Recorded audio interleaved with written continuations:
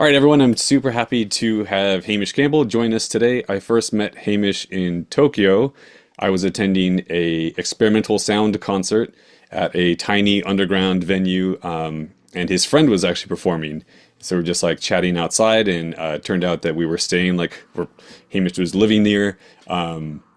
We were kind of in the same area, so we took the train back and just chatted and kind of hit it off since then. I've had the opportunity to help Hamish on some very small productions, but it was just fun to work with him and slowly began to realize that he does a ton of stuff, photo and video related, very, very close to my heart, and is just a really chill person to talk to about this kind of thing. So I invited him to talk to you all. So that's my intro, and I'll turn it Cool. over to you, Hamish. Sure. Thank you. That's very kind. Yeah, my name's Hamish, and today I just wanted to talk to you about my very messy and unfocused career in photo and video, which I've had over the last 10 or 15 years. Um, I've got a lot of warnings in here. I don't necessarily recommend doing what I've done, but I think there's plenty to learn from that. Um, so just briefly, who am I? What am I doing right now in 2024? I'm a fine art and commercial photographer, specializing in landscapes and environmental portraiture. I am a cinematographer. I am a drone pilot. I'm a fine art printmaker. I'm a print collective curator, a darkroom teacher, and I'm also next year going to be starting an artist residency, which I'll be the director of. So that's a lot of different things. You might sort of say jack of all trades, master of none, but I've really enjoyed the variety that I have in all the different work that I do. Every week is, something quite different. That keeps things fresh. But to be honest, it's mostly come to be this way out of necessity because when I was only doing fine art photos, there wasn't enough money coming through, and each layer of jobs that I added gave me a bit more, stability and security. I think there's also some good synergy between all these different things. They might look pretty wildly different, but they're all linked to each other in some kind of way. Um, but yeah, my big warning with all of this is that in general, I feel like my colleagues here in Tokyo, who have started at a similar place to me, uh, that have ended up instead specializing more rather than spreading themselves over a large amount of things. I feel like they've done better for themselves in the same time than I have, especially in terms of opportunities and financial stability and things like that. Um, so even within each of these, there's a huge amount of variety of subject matter. So I just wanted to show you a quick little video of some of the things that I've been working on the last few years.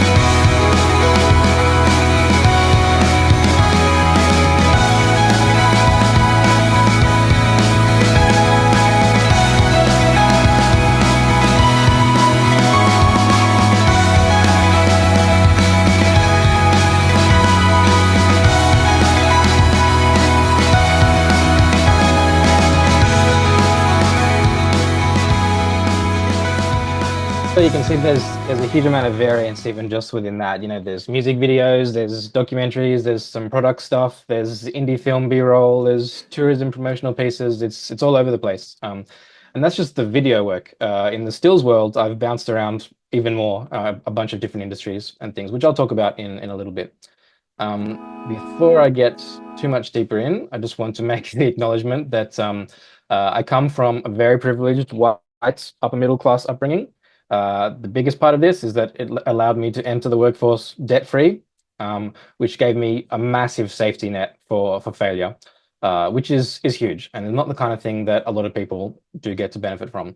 Um, because of that, again, just a warning, I think the kind of career that I've had is maybe just not an option for a lot of people, especially if you're working somewhere like I am, not in your native country, when you don't have as much of the sort of support networks to fall back on.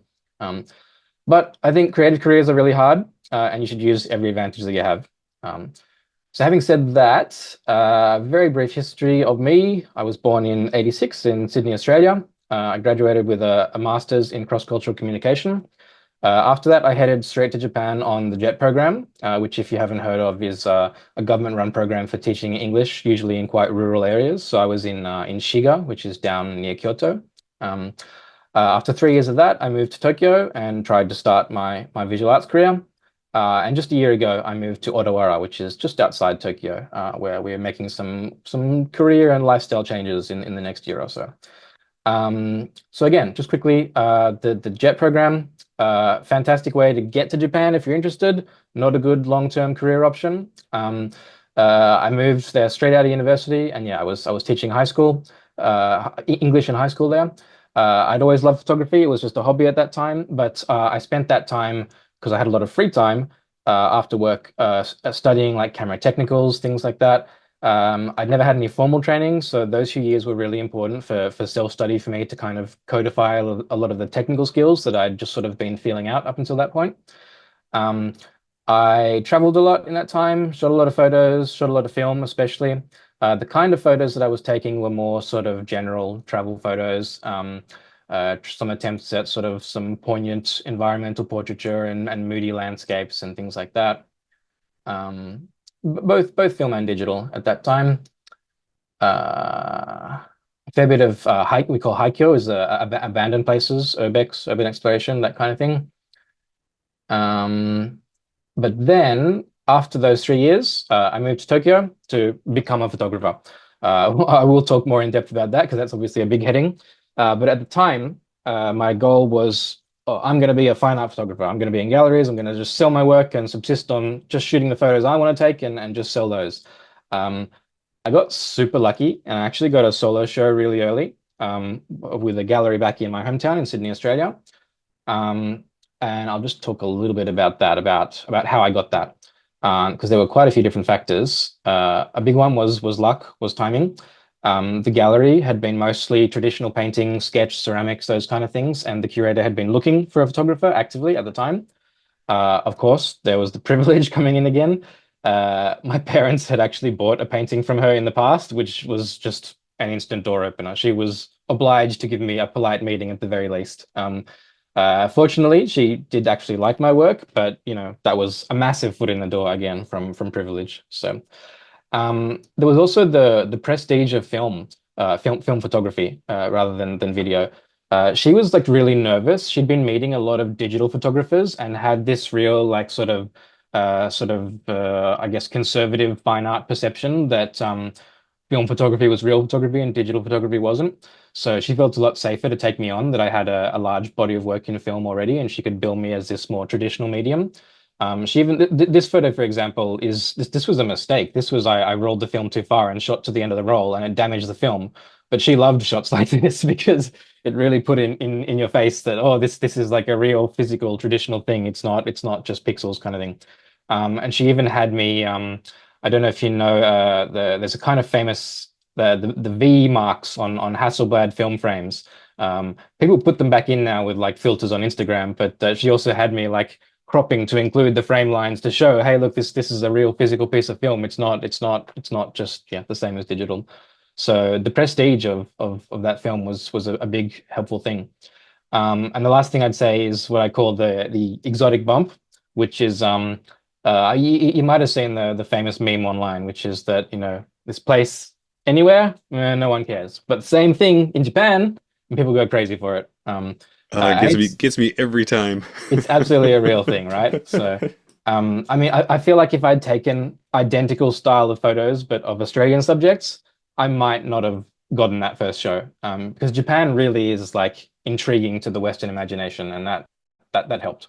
Um, so yeah, I had my first gallery show in Sydney, which and also I signed a contract and they were my representative gallery, which was massive because that representation agreement allowed me to get an artist visa here in Japan, which was so big because there are a lot of people trying to make it work as a photographer in Tokyo, but most of them end up having to teach English in all their spare time just to pay the bills and to be allowed to stay in the country. And that's obviously like a massive drain on creative energy to have a 9 to 5 and then try and make this other fine art career happen next to it. So it was a huge advantage to be able to get that because English teaching is typically pretty long hours and not great pay over here. So that first show sold decently, but I was only promised one gallery show every 18 months. So I had a lot of work to do to fill in the gaps of income in between the shows. So I'll talk a little bit about that. How did I pay the bills in between? The first thing I did was a lot of just keeping my portfolio developing, getting new personal work coming in all the time. So I did a lot of TFP at the time, which you might know as trade for pictures, trade for prints. There's a lot of names for it. It's basically just you on your own time assemble a team of similar level creative professionals. So, you find a model who's just starting out and you want to work with. If you're good at networking and like you're a good people person, good at managing teams, you can go all out here. You can get a full crew of sound, video, makeup artists, hair, everything. But the key is you want to make sure it's mutually beneficial for everyone because you're basically asking them to work for free. So they all have to know that what they're getting is something useful for them and for their portfolio going forward. Um, I did it a fair bit, especially for portrait work, but you really want to have good, clear communication when you do this. You want to make sure everyone's on the same page and they know exactly what they're going to get out of the collaboration. Because I had this one nightmare shoot in particular, which you can see the photos of here. I'd scouted out this nice scenic natural shrine, and I'd made a big mood board full of clothes and poses, and the model had agreed to it, and she'd showed me all these nice sort of flowery summer dresses she was going to bring. But then on the day, she just turned up with this and was like, "No, I want to do a more punk look now," which is fine. Like I'm sure you can make that contrast work, but it wasn't what I'd planned for. It wasn't what I was interested in for my portfolio. And as a result, the images suffered. I think the images were really bad, and they were useless to my portfolio. She was also clearly not impressed. Like I wasn't performing, and then she was like, "Oh, actually, can we just go back to my apartment and do like boudoir shots instead?" Which was maybe more her wheelhouse or what she was interested in, but not at all what I was interested in. So I was young and naive and trying to please everyone, and I agreed to do it, and it was awful. I spent an afternoon shooting her naked in her house, and no idea what I was doing, no idea how to make that work, and just everyone was disappointed in the end, basically, right? So you just want to be really clear with what's on the table, and I think stand your ground a bit if someone tries to kind of change it at that level, because everyone's new, everyone's getting started, and there's weird egos all over the place, and yeah, you just be clear. If you be clear, you can avoid this kind of thing. Um, After doing a lot of that, I did actually a lot of just cold calls and emails to other professionals in Tokyo. I basically sort of mailed every English speaking or working photographer I could find in Tokyo and just asked them if I could buy them a coffee and just sort of talk to them about what it's like working in Tokyo in their field. This is a tricky one because you're essentially asking these people to spend time or expertise on you for like no real reward to them.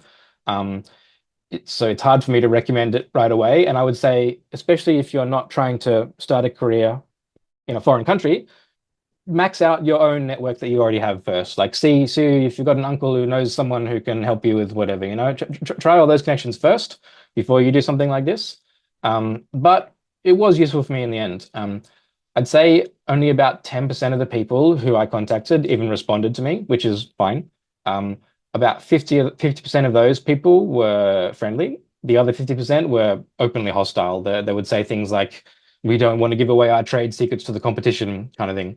Um, and I checked up on some of those people recently, and they're still doing like the exact same bare flash event work, which looks awful, frankly.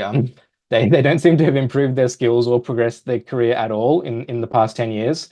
And I don't bring this up like out of spite or something because they wouldn't, because they were rude to me, but I genuinely think that being open to collaboration and to helping others and to teaching and paying things forward within your own career community is a really important and good thing to do. And the kind of people who get scared of that are probably pretty closed-minded to life in general and probably end up shutting themselves off from a lot of, experience and opportunities in general. So be careful of people like that. Anyway, I ended Preach, up preach, meeting. Hamish, preach. Okay, you found similar maybe. That's Yeah. awesome.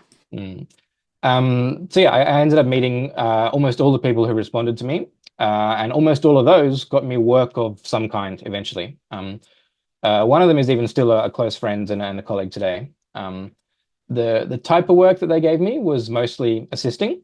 I think assisting is great for building confidence on sets, lots to see and learn without the pressure of, having to actually deliver a final creative product. But you should absolutely still make sure you're paid. Even if you're just starting out, you might think, oh, I'll just do a bit of this for free, but always get like at least something. One time I took 300 expired rolls of film from one photographer as payment instead of cash, which I still actually use today for the darkroom students that I teach as, practice rolls kind of thing. You can absolutely be flexible on payment at the start, but then once you're feeling more confident, make sure you lock in a day rate and don't work for free. Um, there are a bunch of hazards to assisting though, for sure. The first one I would say is the photographer's ego. I worked with one really famous fashion editorial photographer who she freaked out at me because I took a photo of her lighting setup, and I was just doing it because we had three setups that day, and I wanted to make sure I could reset quickly to the earlier setups. But she thought I was like stealing from her basically and trying to copy her style exactly or something like that. Um, Another photographer got really mad at me when I gave a business card out to someone on set who had asked me for the card. I was just trying to sort of be friendly and keep the vibe up on the set, but different people have really different attitudes to you doing your own like networking and hustling on set. Some are really chill about it. Others will feel like personally attacked. So make sure you kind of read the room of what they're comfortable with you doing. Um, another photographer acted like my best friend during all the planning, and then the moment the client arrived, they just became outright abusive, like awful, like screaming at me for things that were not even in my control at all. And then as soon as the client left, they were my best friend again. So I didn't keep working for them. They wanted to offer me more work, but I decided to decline that. But again, that's a bit of that privilege to be able to not put up with that. I hope you don't find yourself in a position where you feel like you have to put up with abuse for paying the bills. Because everyone really reacts to stress in really different ways on set, and some are more pleasant than others. And that was like a really early sign for me that I didn't like the sort of high pressure sets of the fashion world. Um, Hazard number two would be your own ego. You're probably familiar with the Dunning-Kruger effect. You might have seen, gets posted around a lot online.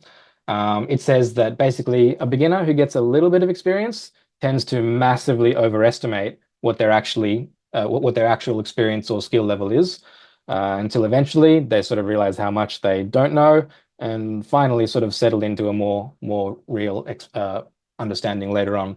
And I was absolutely guilty of this as well, especially because I got lucky with that early fine art show. I was just arrogant. It was not good. Um, I looked down on some professionals who I really probably shouldn't have. The main danger with this, other than just embarrassing yourself, is you really sort of cut yourself off from being open to learning when you do that. Because, even a photographer whose work you might not like at all probably has some really good stuff to teach you. So, just stay humble and be open to learning things while you're an assistant. Um, Hazard number three would be pointless jobs. Try to get a really clear picture from your boss before you agree to the job of exactly what they're expecting you to be doing. Otherwise, you'd end up with some weird jobs like I did, where I once assisted this guy who said we'd be doing product photography. I didn't ask enough questions, and it turned out when I got there, Dana, what would be the equivalent of like Yodobashi Camera, Don Quixote, or something like that? Those kind of stores Oh, is this in like an electronics store, like a Best Buy, maybe? yeah. The Yeah. job was just running around town between all these stores and photographing the makeup, the cosmetics displays for market research. But those stores don't actually allow photography. So my job was just to stand down the aisle and look out for security guards. And when they were coming, to kind of discreetly signal to him, "Oh, stop shooting," so that we could get the photos and get out of there. So complete waste Wow. of time from a learning point of view. But I did get paid. He did still pay me properly. So. Um, Separate to that, like assisting can still be really unglamorous sometimes, but as long as you're learning, I think that's still fine. There's been tons of assisting jobs where I'm just like standing in the bushes, holding a light for half an hour and getting bitten by mosquitoes or something like that. But I still learnt about lighting or about how to talk to your portrait subject or something like that. So it's still worthwhile to do as long as there's something there like that. So the benefits are obviously, yeah, experience, technique, you can learn a lot. You can be really targeted with this. So if you think, oh, I'm kind of weak at off-camera lighting and I want to learn more, then go assist a portrait photographer for a while and learn from that specifically. Um, this in turn helps you build confidence, which is massive. It's kind of everything. Make you feel more in control when it's your turn behind the camera on your own shoots. Again, if the photographer is okay with it, it can be really good networking. Just sort of read the room and float around and talk to people if you don't have stuff to do, if you're not expected to be working. Talk to people who are also sort of free at that time, and you never know what sort of useful connection you might make. Obviously, money is important. Again, do not work for free. Just be really careful about that. There's probably some photographers who you will only be able to assist if you work for free. I can imagine maybe, you're a big fan of some particular photographer and you think, oh, it might be worth it. I should do it. But it's basically never worth it.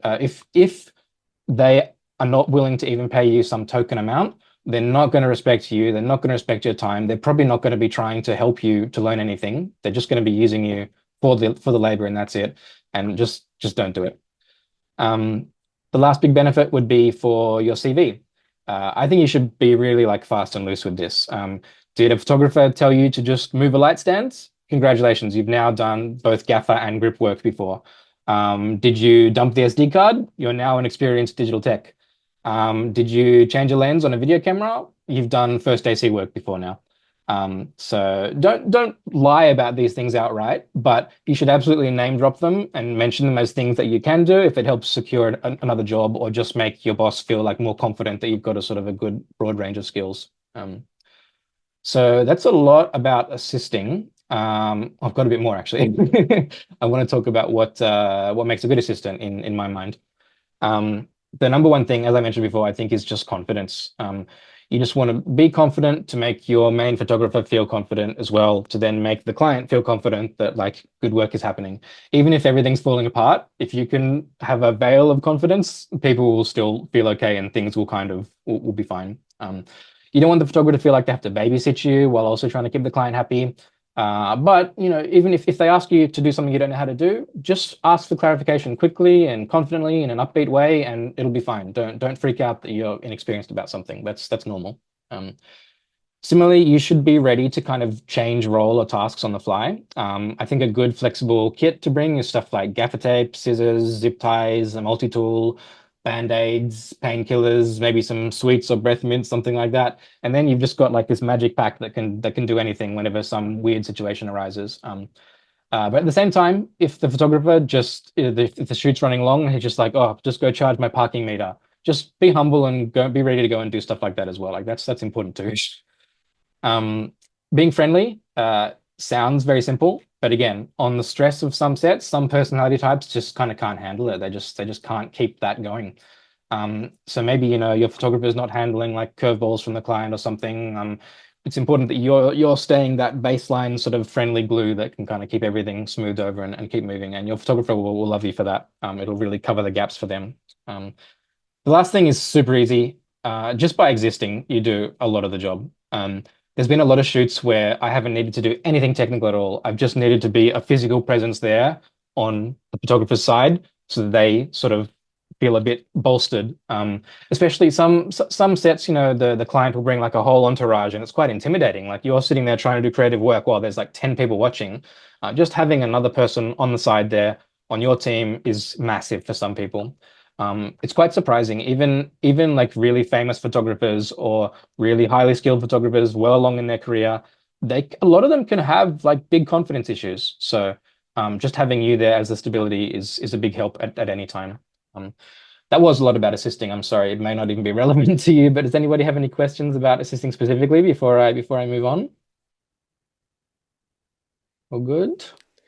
I'm I happy. think that last bit where just like Mhm. existing as Yeah. someone on the creative side is so insightful. And even saying like, hey, there's famous folks out there, people that you might really look up to, also struggle with confidence issues.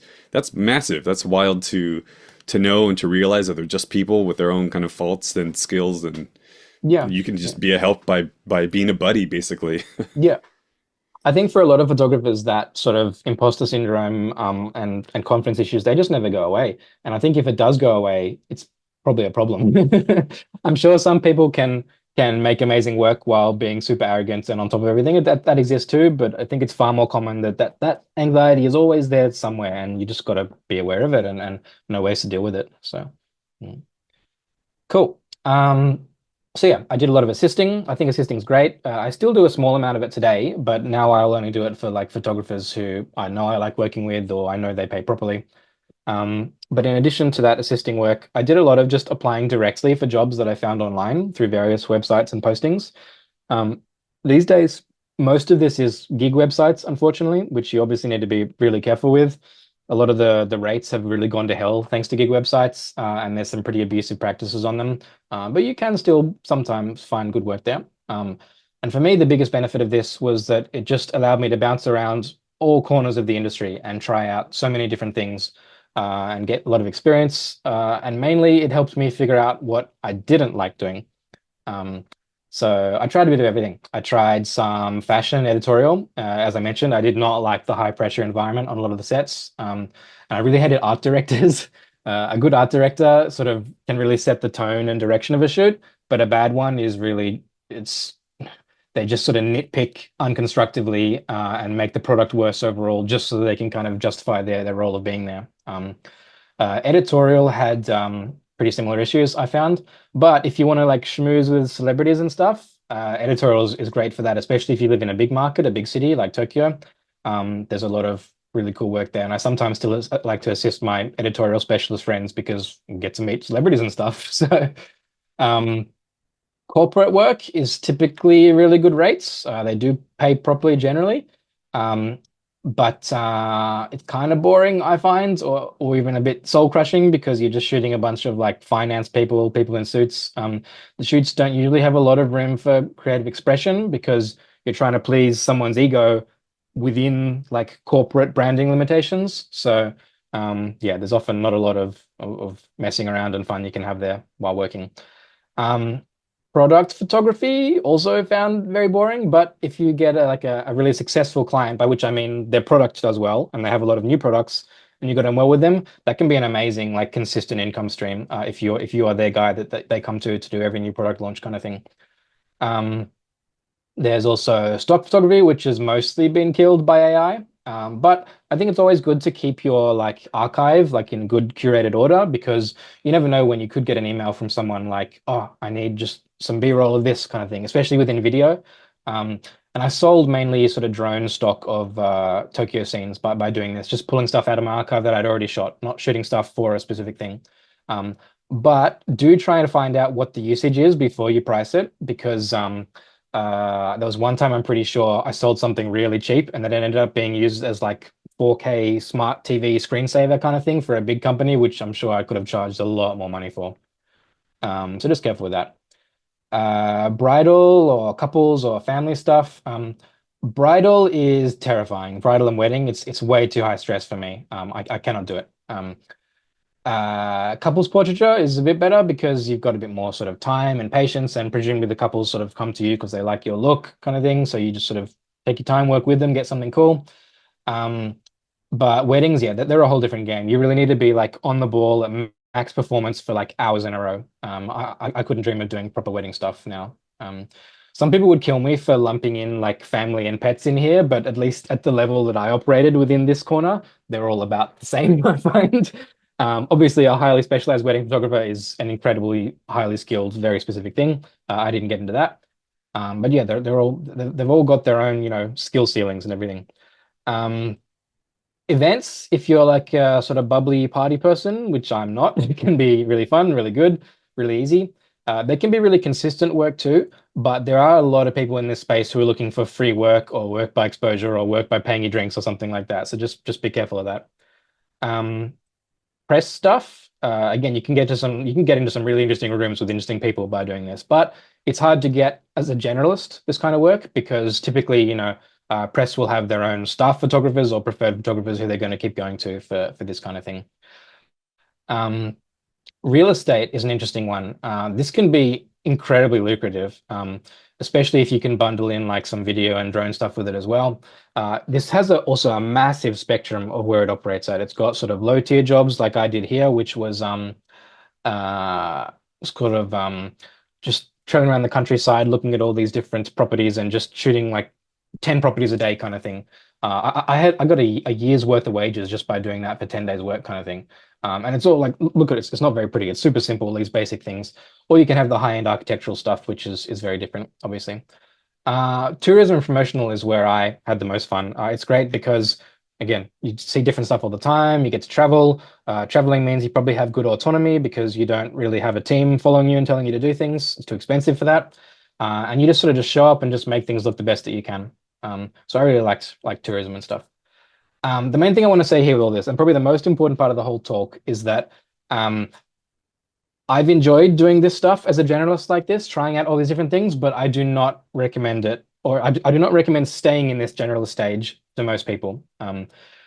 Specializing, I think, is really important if you can. You should absolutely try out all these different things, but then figure out the one you like the most and try and specialize in it. If you don't specialize in it, it's really hard to get the work that you want to do consistently. So 10 years on, I'm thinking back, I'm still doing jobs all over the place like this in all these different corners. And it's really fun.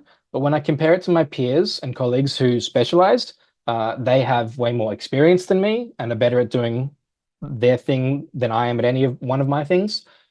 They've built a name for themselves, which means they get more people seeking them out, coming to them. It means they get more work overall and more creative control. They can then easily ask for higher rates, which means, financial stability as well. So, um, this also, by the way, is talking about a big market like Tokyo, where you really can specialize in one thing. If you're working in a very small rural town, obviously generalizing might be a much better option where you need to do every kind of job in the town.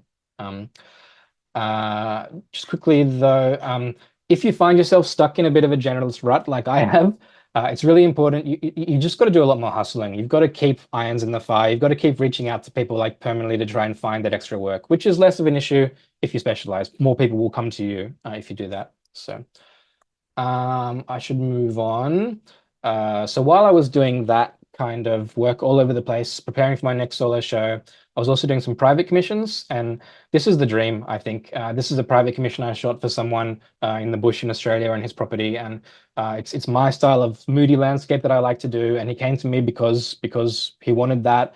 And if you can get a career where you're just paid to shoot the exact kind of thing you want to shoot, then you've won at life, I think. I only get these kind of jobs once every 3 years or so. And again, if you specialize more, you're much more likely to have these kind of things coming directly to you as you get known for it. So, competitions, a quick note on these. In the early days, I did submit to a lot of competitions. You've got to be really careful with these. So many of them are just rights grabs. They just want to sort of take the rights to your media and be able to use it for their own promotion. There's also just huge volume of entries these days. There's no guarantee your work even gets seen, let alone judged or will win. But that being so, yeah, I would say stick to like competitions from well-known large institutions, museums, arts foundations, things like that. And if the competition has an entry fee, probably just ignore it. That being said, I did have one really successful competition, which was here in Tokyo, run by the Swedish embassy in partnership with Hasselblad. If you don't know, Hasselblad's a luxury camera company. They're famous because they made the camera that went to the moon for the moon landing. The theme was innovations, so I just sucked up to them a bit and took photos of their own cameras, shooting various other Japanese scenes. But I managed to win, and I got a trip to Sweden, and I got a tour of the Hasselblad factory, and it even led to a job with Hasselblad the next year, where they asked me to make a promotional video about their new camera. So I worked really hard and I made an image and a video about the making of the image of one of my favorite images I've ever taken, which is this. This is the power station on Okunoshima. It's an island which was testing poison gas on rabbits during the war secretly. They struck the island off the map so it was invisible. When the war ended, they cleaned up the facility and they let all the rabbits go free.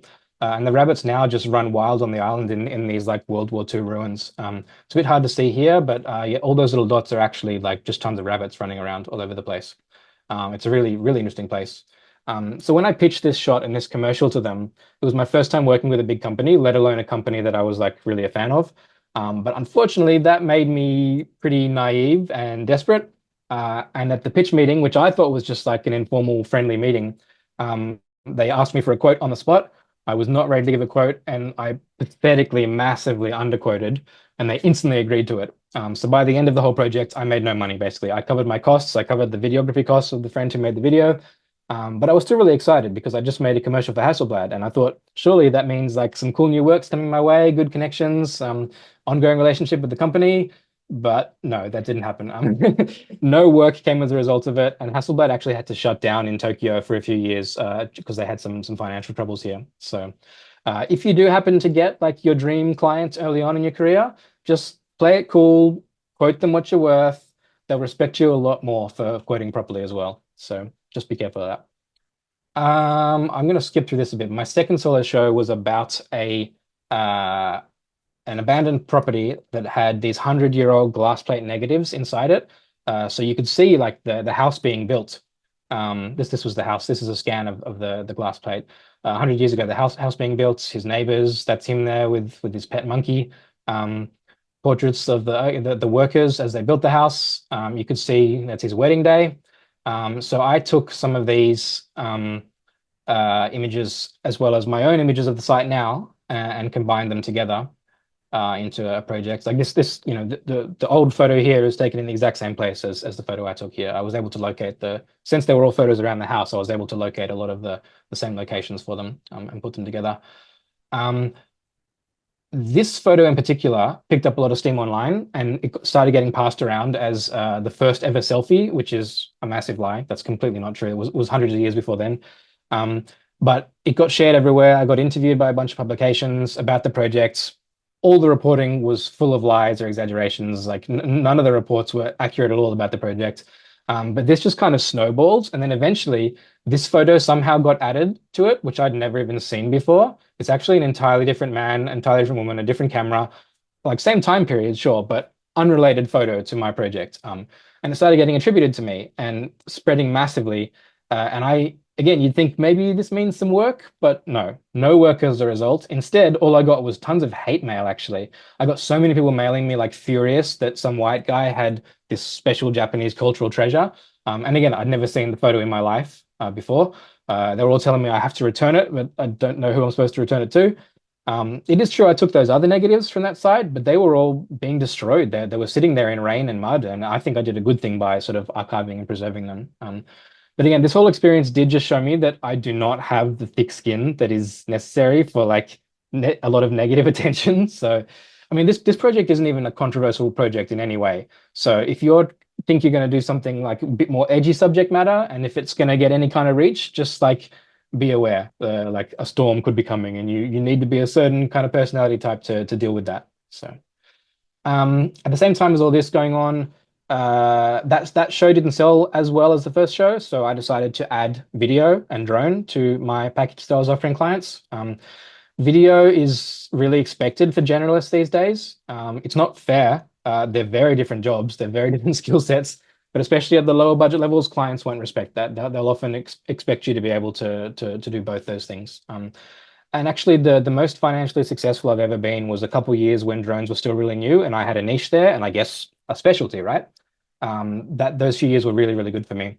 At the same time as this, I got into making a lot of documentary work, both as video practice, but as like main projects for me, for my personal work. I made two feature-length documentaries. I made one about a family secret that kind of got dredged up while I was traveling around Scotland with my father.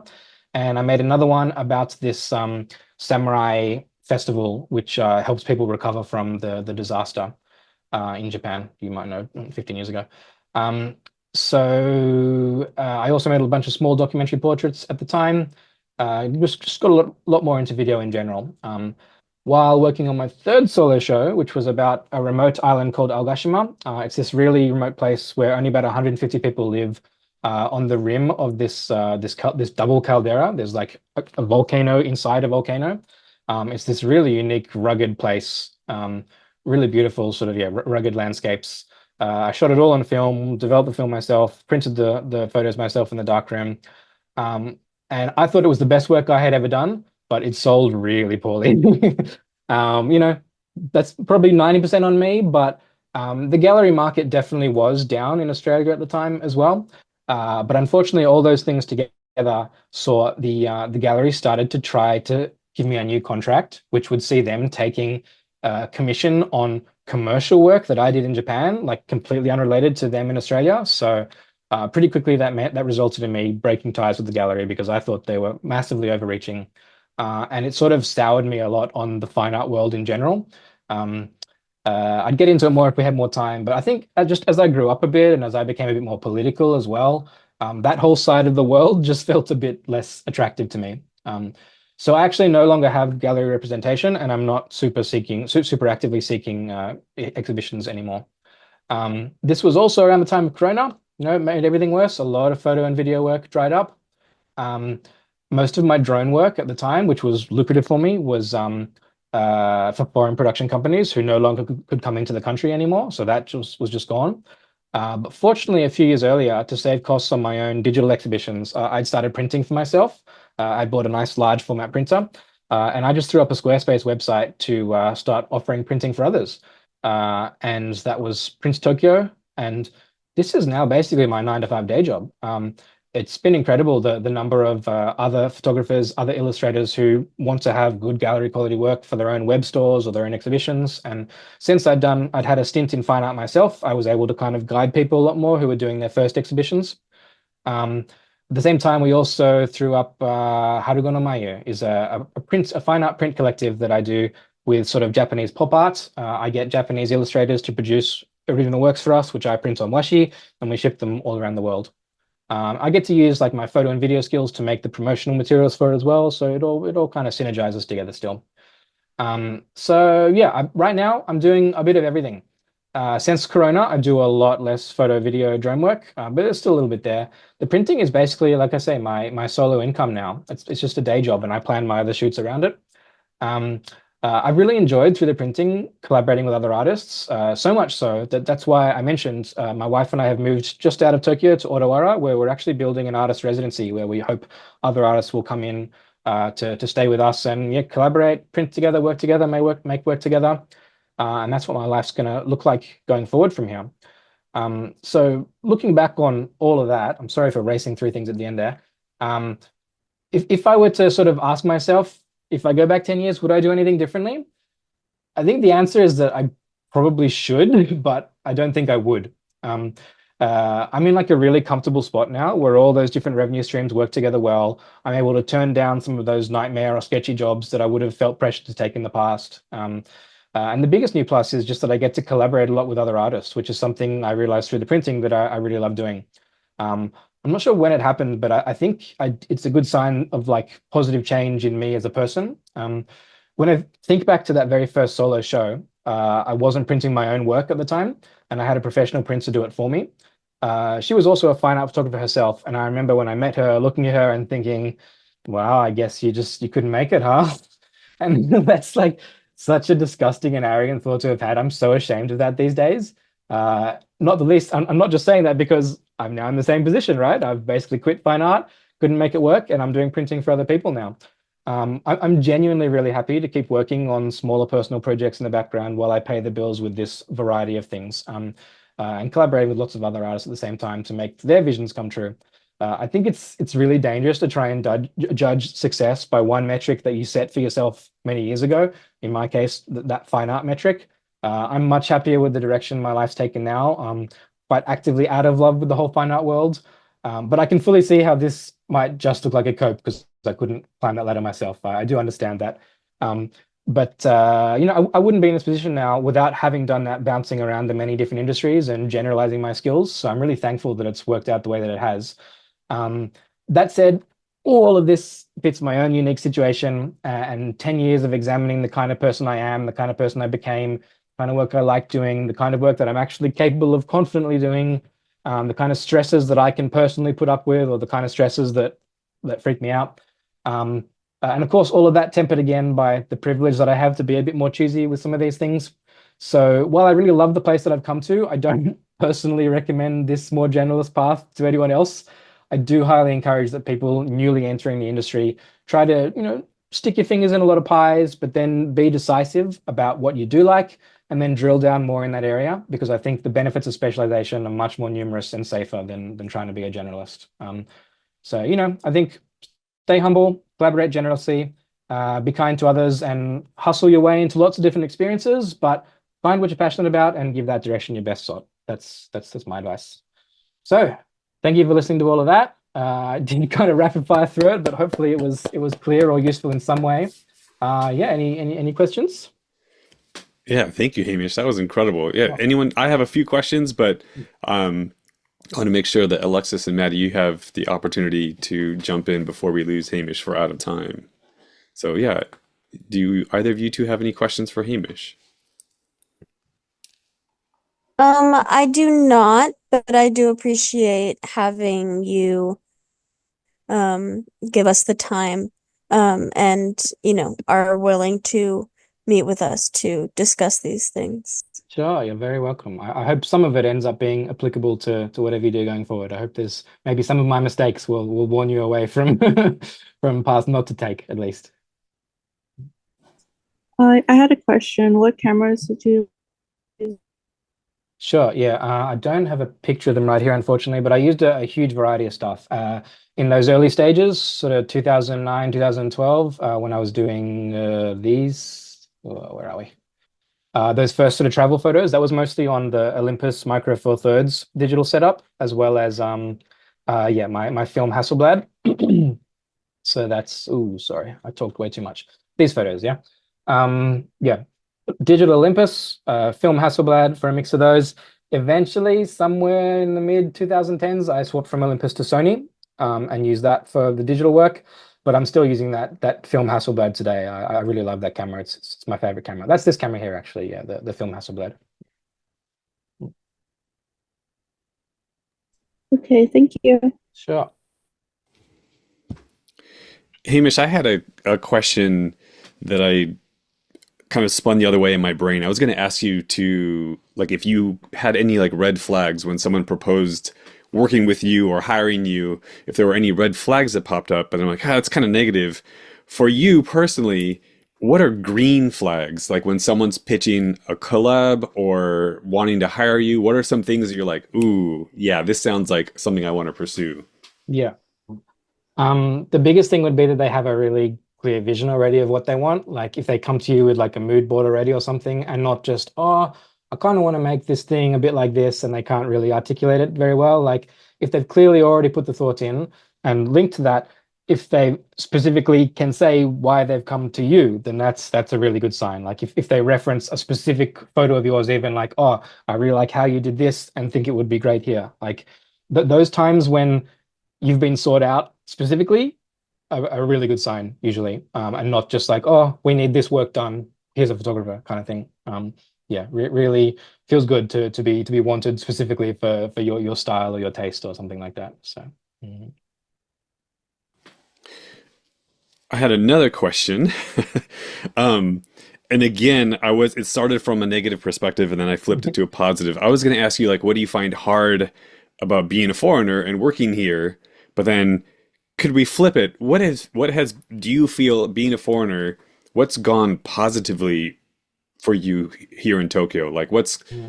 kind of worked out maybe better or yeah, just the opposite of like why, how is it hard being a foreigner here? Like, what's the opposite of that in your experience so Sure. far? Yeah.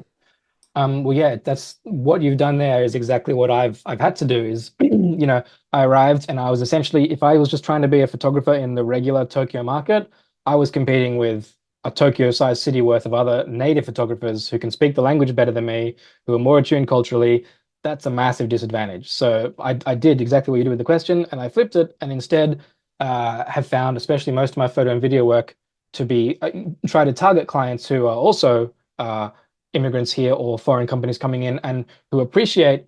In many cases, they might have butted heads with Japanese sort of management styles or something like that, and they appreciate someone who's culturally on the same page as them, and it's just a sort of a good kickstart to make sure the relationship goes better.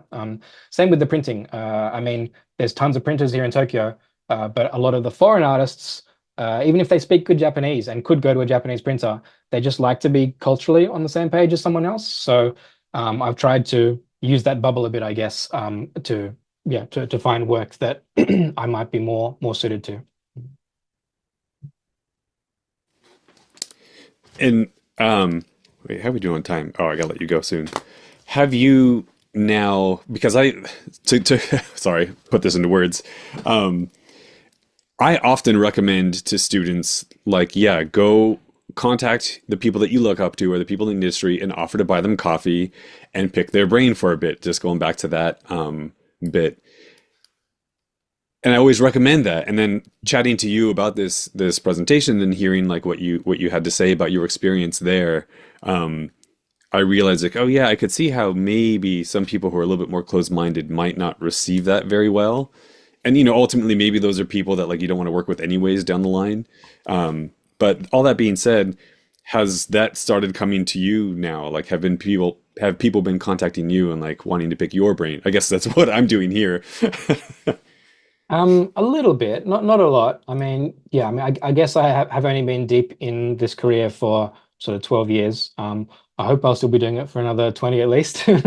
Um, I expect I might get more of it down the line, but again, when I had a specialty, I saw a lot more of it. So I've had a lot more people coming to me saying, "Oh, I want to do drone stuff, but I can't figure out the regulations or whatever and things like that." And yeah, I've had a lot of people come to me when I was the drone guy for Tokyo, and try to get help like that. And I always do try to offer help when possible. Um, I guess even I, I think they could genuinely eat my lunch a bit, or maybe they even have, because I had such a niche there. I was the only English-speaking drone guy for a while in Tokyo. So obviously diluting that pool could be damaging to me. But I still think it was important to do anyway. I always responded to them and tried to help out however I could. And they'll be coming in at a lower point than me, so they should hopefully I would hope be less skilled than me, and I would still be able to get some work at a different level to them. Is how it should go. I'm not sure if it has gone like that or not, but yeah, I think I think you should always help others. I think that's a simple golden rule. But, yeah. Yeah, that's awesome. That's kind of an awesome way to end it. Alexis or Maddie, before we let Hamish go, any last questions or comments?